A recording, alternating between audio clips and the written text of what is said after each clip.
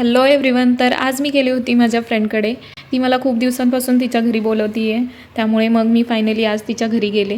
आणि हा आहे तिच्या बाल्कनीतील गुलाब, जो की फारच सुंदर दिसतोय. आणि तो वाऱ्याच्या मंद अशा झोक्याने झुलत होता. ते बघून तर मला फारच भारी वाटलं. तिने तिचं घर फारच सुंदर ठेवलंय. बाल्कनीत तर खूपच भारी वाटत होतं. त्यामुळे मग मी थोडा वेळ इथेच थांबून राहिले. घरी गेल्यानंतर आम्ही खूप वेळ गप्पा मारल्या आणि असा सगळा टाईमपास झाल्यानंतर संध्याकाळचे 6 वाजले होते आणि आम्हाला खूप भूक लागली होती, कारण की आज आमचा श्रावणी सोमवार होता. म्हणून मग अश्विनीने पटकन जेवण बनवायला घेतले. जेवण बनवून झाल्यानंतर अश्विनीने पहिला देवाला नैवेद्य दाखवला आणि आम्ही देवाला प्रार्थना केली.